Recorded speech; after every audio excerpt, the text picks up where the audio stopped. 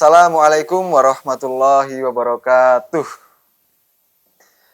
Alhamdulillah, alhamdulillahilladzi hadzana li hadza wa ma kunna linahtadiya laula an hadzanallah.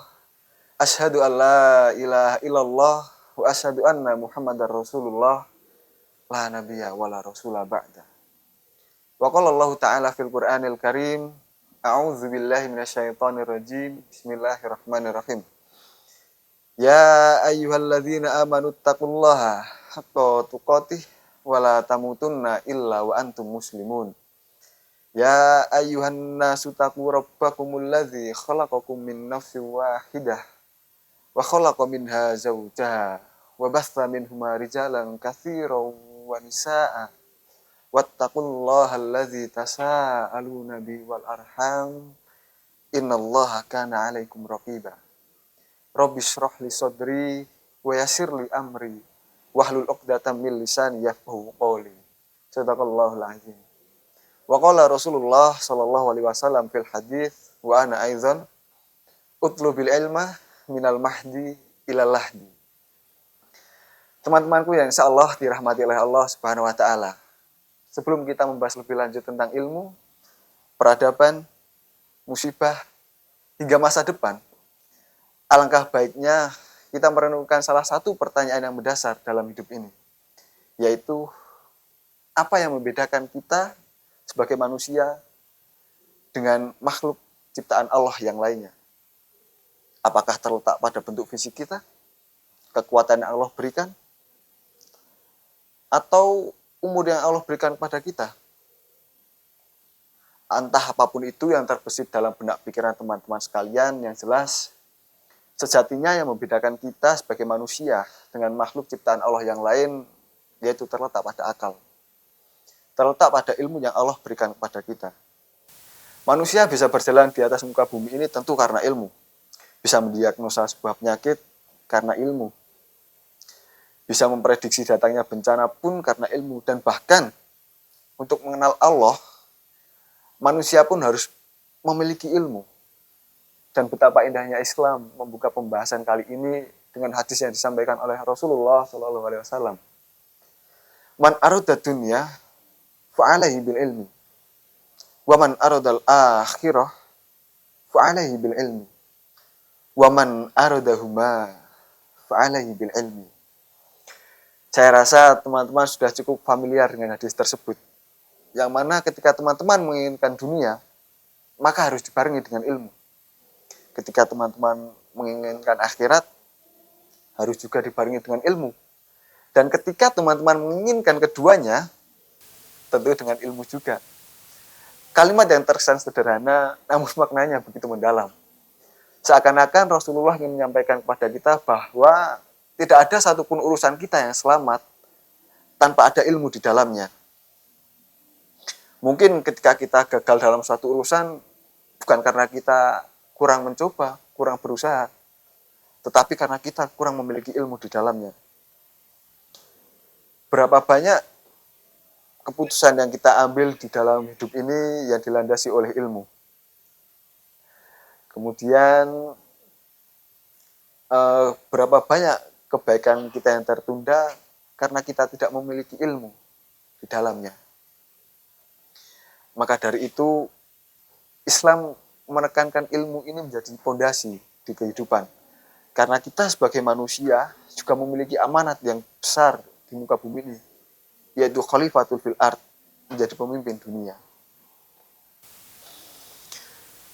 Sebelum kita lebih lanjut, ada baiknya kita kembali ke masa kejayaan Islam, di mana ketika umat Islam menjadikan ilmu sebagai nafas kehidupan mereka, di mana umat Islam memimpin peradaban ketika itu, masa keemasan kita, yang mana dulu di Baghdad memiliki Bait al-Hikmah, rumah ilmu terbesar pada zamannya. Al-Khwarizmi, Ilman Muslim juga menciptakan Al-Jabar. Ibnu Sina menciptakan buku Canon of Medicine yang menjadi rujukan di Eropa selama 700 tahun lamanya. Dan ada juga Al-Haytham yang merumuskan teori cahaya hingga saat ini menjadi landasan untuk kamera. Mengapa itu bisa terjadi ketika dahulu? Karena umat Islam memiliki satu prinsip yang kuat, satu pondasi yang kokoh, yaitu yarfa'illahu alladzina amanu minkum walladzina utul ilma darajat. Allah meninggikan derajat orang-orang yang beriman di antara kalian dan orang-orang yang berilmu di antara kalian beberapa derajat. Ilmu di sini bukan hanya sebuah alat untuk mencapai kekayaan, akan tetapi ilmu juga menjadi salah satu jalan untuk Allah mengangkat martabat dan derajat kita. Selain itu, Allah juga seakan-akan ingin mengatakan bahwa ketika iman ingin ditinggikan, harus dibarengi dengan ilmu.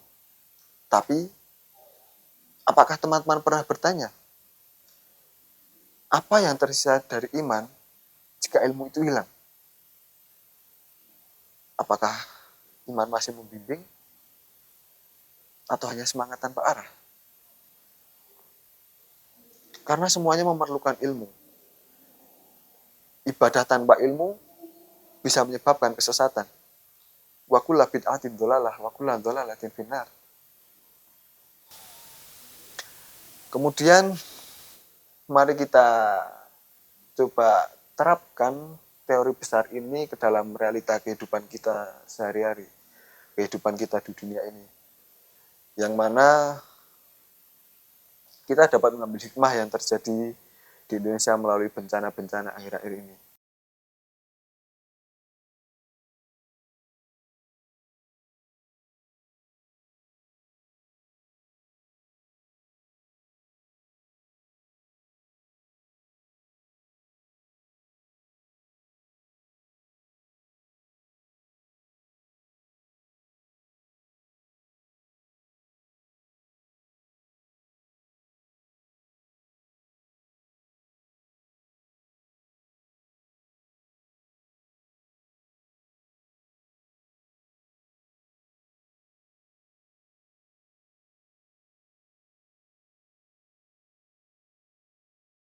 Allah menegaskan dalam firman-Nya, "Wasakhkhara lakumus samawati wal ardi jami'an bih.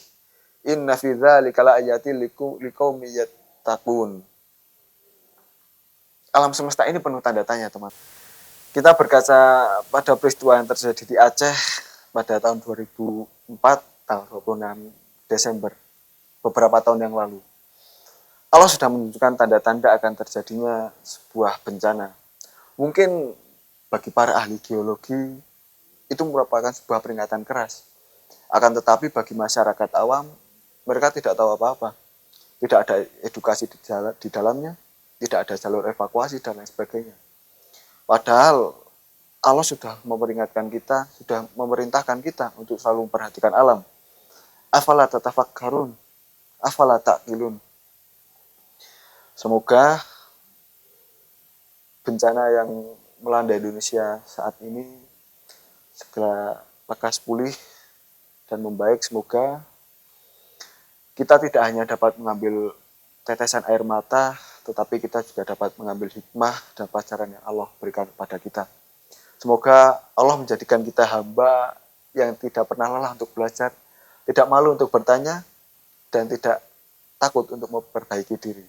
Karena menuntut ilmu sejatinya bukan kewajiban sementara, tetapi kewajiban kita seumur hidup. Utlubil ilma minal mahdi ilal lahdi. Mungkin hadza faqat minni. Fastabiqul khairat. Assalamualaikum warahmatullahi wabarakatuh.